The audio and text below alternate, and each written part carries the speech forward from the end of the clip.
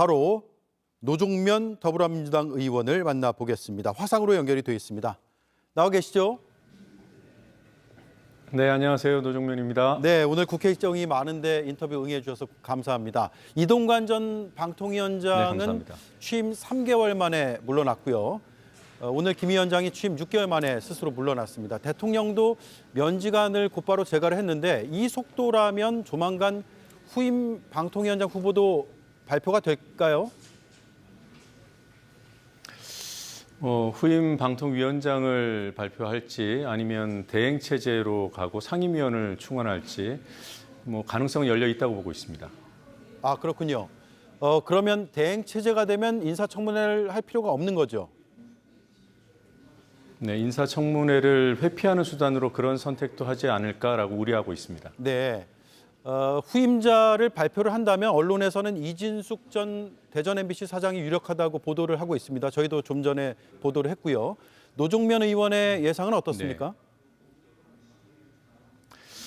글쎄요, 이게 예상의 부분이어서 제가 힘주어 말씀드리긴 어려운데 일단 이진숙 씨는 지난 대선 과정에서 윤석열 캠프에 있다가 바로 해촉된 사람 아닙니까? 그래서 만약에 이진숙 씨를 방통위원장으로 낙점을 한다면 그 자체로 좀 내부에 정리되지 않은 그런 목소리들이 표출될 가능성도 있고 그리고 또 이진숙 씨 자체로 MBC에 대한 매각 과정에 관여했다는 의혹을 받았던 인물이고 그리고 또 지금 MBC 매각 가능성에 대한 우려가 있기 때문에 매우 부적절하다는 그런 논란이 필요 이상으로 증폭될 수 있어서 과연 이런 것까지도 무시하고 임명을 강행하려 할까? 이진숙 씨에 대해서 이런 생각은 듭니다. 예. 후임자를 누구를 발표할지 모르겠으나 말씀하신 대로 청문회를 네. 거쳐야 되죠. 그러면 청문회 날짜도 잡아야 되고 임명까지 시간이 상당히 꽤 걸리겠죠.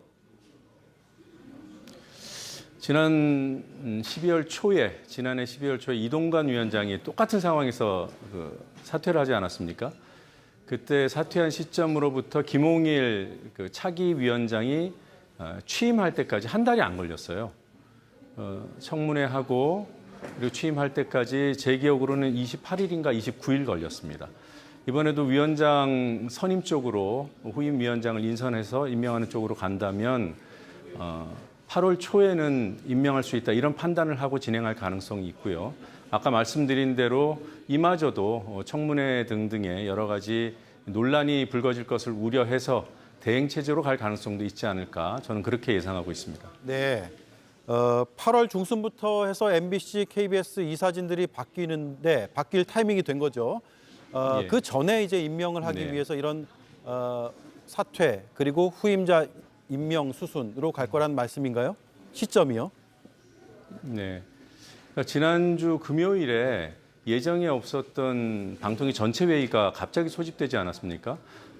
통상 이틀 전에 전체 회의를 공지해야 함에도 불구하고 전날 저녁에 급작스럽게 일정을 잡았고 처리한 안건이 이겁니다. MBC, KBS, EBS 공영방송의 이사진 선임 계획안을 의결한 거예요. 그러니까 앞으로 이사진을 교체하는 그런 절차에 돌입한다는 것을 선언한 셈입니다. 이제 공지돼 있는 그 선임 계획안에 따라서 MBC를 비롯한 공영방송의 이사진 교체가 이루어지는데 앵커께서 말씀하신 대로 MBC는 8월 12일에 새로운 이사의 임기가 시작되게 돼 있습니다. 그렇기 때문에 그 전에 선임 계획안에 따른 이사 교체 작업이 진행될 것으로 보이는 거고요. 그 작업을 김홍일 위원장이 이제 시작을 해놓고 사퇴를 한 거죠. 네. 김홍일 위원장 탄핵이 일단 무산됐습니다. 민주당은 방송장악 국정조사를 당론으로 추진을 하기로 했죠. 핵심이 뭡니까? 김홍일 전 위원장이 탄핵은 안 되더라도 끝까지 조사를 할 거다. 이건가요? 네. 조사를 할 수 있을지 여부는 입법조사, 국회 판단, 법에 대한 판단을 좀 해봐야 될 것 같고요. 그 이전에 저희가 판단한 국회법 해석은 탄핵 대상자가 사퇴를 하더라도 발의가 이루어진 시점이라면 탄핵 조사를 할 수 있다.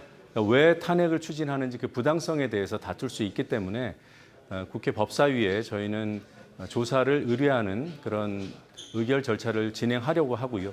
다만 이에 대한 이제 법 해석에서 이제 논쟁이 이루어지는 부분이 있어서 국회의장실이나 입법조사처에서 입시처에서 어떤 판단을 할지는 지켜봐야 할 것 같습니다. 그와 예. 무관하게 국정조사는 추진할 것이고요.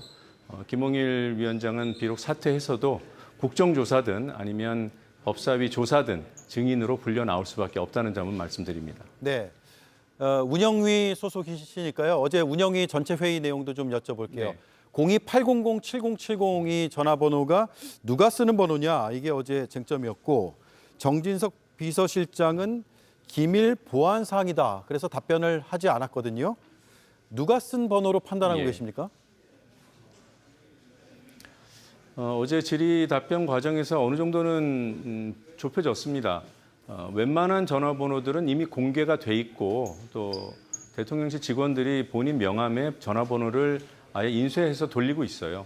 그리고 그 공개된 플랫폼에서 검색을 해도 상당수의 전화번호가 나오고 이런 상황에 대해서 정진석 비서실장이 일부의 민감한 전화번호는 보안으로 관리된다 이렇게 말을 나중에 바꿨어요. 처음에는 뭐 다 비밀이라고 했다가 그걸로 봐서는 대통령실의 고위 간부 전화일 가능성이 매우 높다.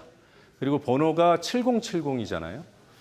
그래서 이 번호가 상징하는 점도 있지 않을까라는 그런 합리적인 의심을 해볼 수 있겠습니다. 그런데 중요한 것은 이 번호가 누구의 소유인지 그것보다 이미 대통령이 직접 장차관에게 전화한 사실이 드러나고 그 시점을 전후해서 수십 수백 통의 전화와 문자가 오간 사실이 이미 드러나 있습니다. 그 긴박하게 움직인 정권의 움직임이 전화 통화 기록으로 이미 다 확인이 돼 있어요. 그래서 02-800-7070이 누구 전화냐? 이건 제가 볼 때는 본질이 아닙니다.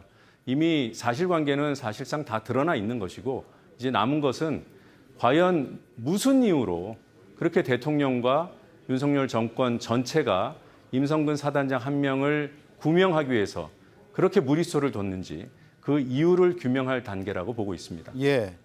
어제 운영위에서 김 여사가 받은 명품백도 이야기가 좀 나왔는데 어디에 예. 있느냐라는 질문에 대통령실에서 보관하고 있는 것으로 알고 있다라는 답이 나왔습니다. 그렇다면 운영위에서 예. 현장 조사할 계획은 없으세요? 저희가 현장 조사할 계획을 밝혔고 거기에 대해서 대통령실은 이제 부정적인 입장이었고 저희가 만약에 보안 문제로 부정적이라면 여야 한 명씩 대표를 선정해서 제한적으로 방문하는 방법도 제안을 했습니다만 역시 부정적인 답변을 들었습니다. 이 역시도 그 명품백을 포장해서 보관하고 있는데 공개는 못하겠다. 이 얘기를 누가 믿을 수 있을까요? 정말로 대통령 기록물로 보고 보관을 하고 있다면 공개하면 됩니다. 포장 상태 그대로. 그리고 명품백만 받은 게 아니죠. 샤넬 화장품 그리고 듀어스 27이라는 고급 위스키 이런 것들도 보관하고 있는지 최재형 목사가 전달했던 책 4권은 버린 것으로 확인이 됐고요. 일부는 버렸고 나머지는 보관하고 있다. 나머지는 다 선물이고 버린 것은 그럼 선물이 아닌가요? 이런 점에서 이해가 잘 안 되는 상황을 스스로 계속 자초하고 있어요. 남은 것은 이런 의혹을 규명하기 위해서는 대통령실이 스스로 공개하면 되는 거죠. 정말 포장 그대로인지 위스키도 보관하고 있는지 대통령 기록물로 판단한 것은 어떤 시점인지 이런 것들을 밝히면 됩니다. 못 밝히는 이 상황 자체가 스스로도 위법적인 상태였음을 인정하는 것이다. 저는 그렇게 보고 있습니다. 네. 자, 오늘 말씀 여기까지 듣고요. 오늘 과방위 일정도 있고 본회의 예. 일정도 있는데 이렇게 화상으로라도 인터뷰를 해주셔서 감사드리고 다음번에 스튜디오에 한번 나와주시죠. 네, 고맙습니다. 네, 고맙습니다. 지금까지 노종면 더불어민주당 의원이었습니다.